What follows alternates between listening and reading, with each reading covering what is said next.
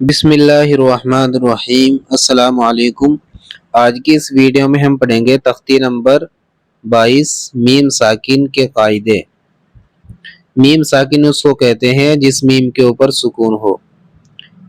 اظہار شفوی، میم ساکن کے بعد میں با اور میم کے علاوہ کوئی اور حرف بالخصوص واو یا فا آئے تو میم کو ظاہر کر کے پڑھنا چاہیے، جیسے اردو میں ہم تم کی میم، ٹھیک ہے۔ اخفاء شفوی، اخفاء شفوی کس کو کہتے ہیں آپ سمجھیے اچھے سے۔ میم ساکن کے بعد میں با آئے تو نون غنہ کے ساتھ اخفاء ہوگا۔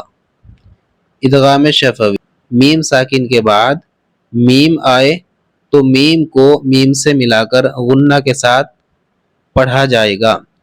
غنہ کہتے ہیں ناک کے ذریعے سے دو حرکت کے برابر کھینچتے ہوئے پڑھنے کو غنہ بولتے ہیں، ٹھیک ہے۔ میم ساکن کے بعد میں با اور میم کے علاوہ جو بھی حرف آئے گا اس کو بغیر غنہ کے پڑھا جائے گا۔ صرف آپ کو واو اور فا میں ہلکا سا واو اور فا میں خیال رکھنا ہے، ٹھیک ہے۔ اس میں آپ کو اردو کی طرح ہم تم کی طرح کی میم پڑھنی ہے۔ چلیے شروع کرتے ہیں۔ اعوذ باللہ من الشیطان الرجیم، بسم اللہ الرحمن الرحیم۔ ہم فیہا لکم دینکم لم یلبسوا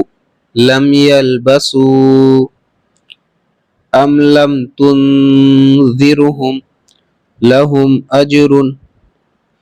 اب ہے اخفاء شفوی، غنہ کے ساتھ پڑھا جائے گا۔ ان ربہم بہم ترمیہم بحجارۃ وما ہم بمؤمنین فبشرہم بعذاب۔ ادغام شفوی، میم ساکن کے بعد میں میم آئے گا تو میم کو میم سے ملا کر غنہ کے ساتھ پڑھا جائے گا۔ الیکم مرسلون لہم ما یشاءون فی قلوبہم مرض فہم معرضون۔ ماشاءاللہ ہم نے میم ساکن کے قاعدے مکمل کر لیے۔ اظہار شفوی، اخفاء شفوی اور ادغام شفوی، سمپل سا قاعدہ ہے۔ میم ساکن کے بعد میں اگر با آئے گا تو غنہ ہوگا، میم ساکن کے بعد میں اگر میم آئے گا تو میم کو میم سے ملا کر غنہ کے ساتھ پڑھیں گے۔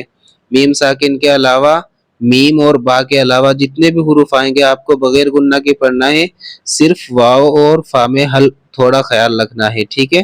اس میں آپ کو اردو کی طرح ہم اور تم کی میم پڑھنی ہے، ٹھیک ہے۔ اس میں ہلکا سا خیال رکھنا ہے آپ کو۔